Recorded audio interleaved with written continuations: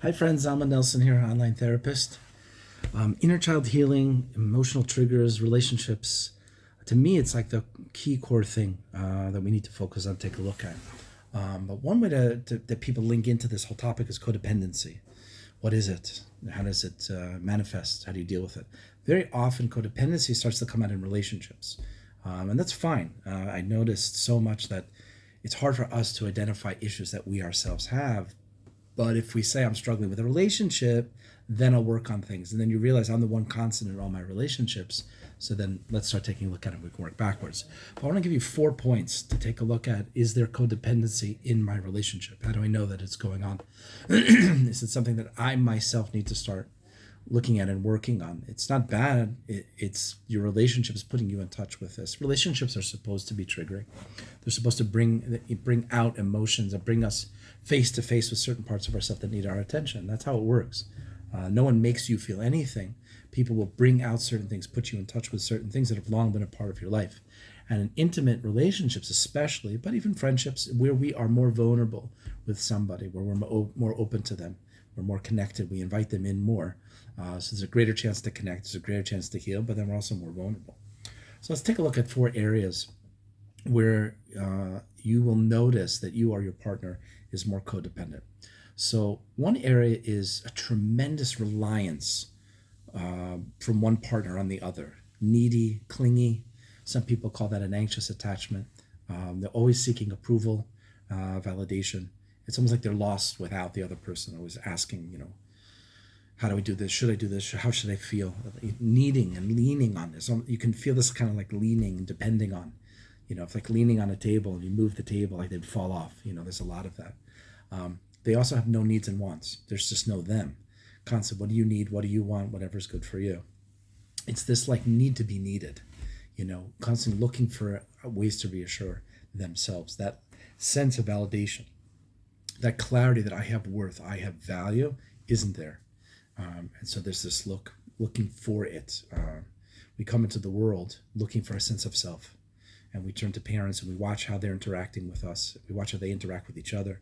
And we're developing a sense of self. And where a whole bunch of a number of things can go on that leave us with kind of a take-home message as a kid as we're experiencing the emotional environment in which we grew up, that like, I don't have that worth, I don't have that value. And since we didn't get it from parents, we then continue to seek it externally. So we'll talk more about that in other videos. But for now, that's the first point about do I or my partner or my friend, is there codependency going on? Is that excessive, intense reliance, heavy desperation, neediness, clinginess? The second is boundaries, a lack of boundaries. There's no me. I just blend into you. It's like water on a table. There's no cup. It just blends all over the place. People can't say no. They can't say I need and want. It's no, what do you want? Whatever restaurant you want, wherever you want to go, it's good for me.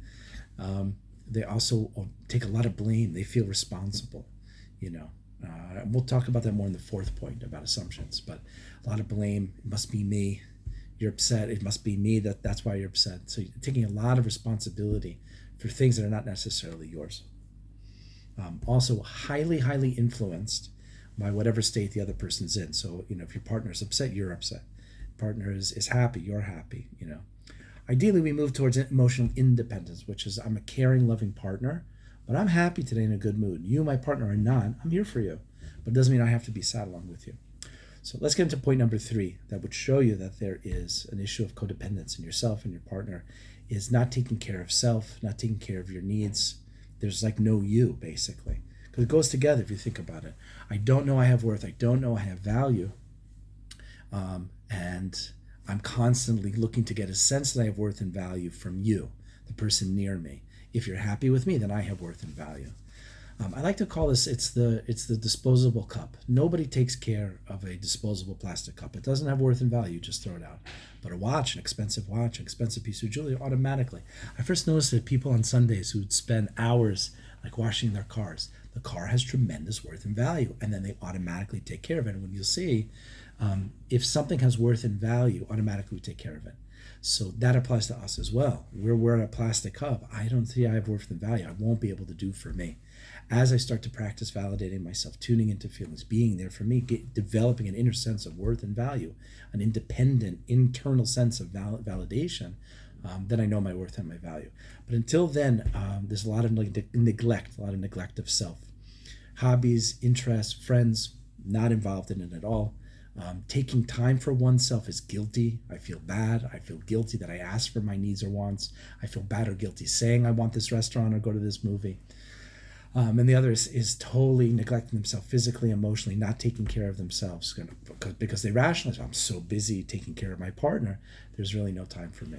So the fourth thing is related but different, is assumptions. It goes along with this kind of taking extra responsibility, over blaming, taking responsibility for things that are not necessarily mine, but it's a lot of assumptions, a lot of assumptions that are going on.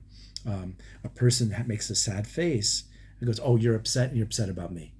Well, no, there's observation. You can see my face is sad. That's all you know. In a relationship, you can only know what you see and don't see, and what you see somebody do or not do. That's it. So we're projecting a lot of the stuff onto the things that we see and that we notice. That you must be upset about me. If you think about it parenthetically, it's kind of very self-absorbed, kind of arrogant. It's all about me. But you're making someone else's feelings about yourself. It's not. But the assumptions, assuming why someone did what they did, assuming why they think what they think. Now we can be sensitive, and I have a video about being empathic and sympathetic to people. We can be empathic, but it's what happens is we are doing the thinking and feeling. The codependent person is doing the thinking and feeling for the other person. I know why you said that. I know why you did that. You must mean this. You must mean that. It can be very frustrating because it's almost like they're having a relationship with you and you're not even involved.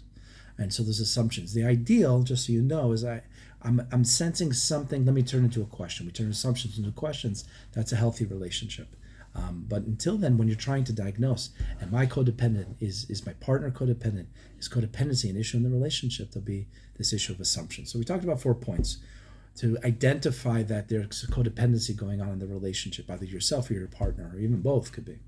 There's tremendous relying on the other person to validate them so that they feel that they have worth. There's poor boundaries. Whatever you want, your opinion becomes my opinion. It's all about, there's no me in it. The third is neglect of self, my self-care, things of my interest. And the fourth point is making assumptions about meaning and attention to the other person's behaviors. So thanks for following along. If you enjoy this and you like similar content, please subscribe and join me on this trip and this journey. Hit the notifications button, share it with friends who need. Hit me up in the comments. I read them all. And tell me what you'd like to see more of in the future. Good luck in your relationships.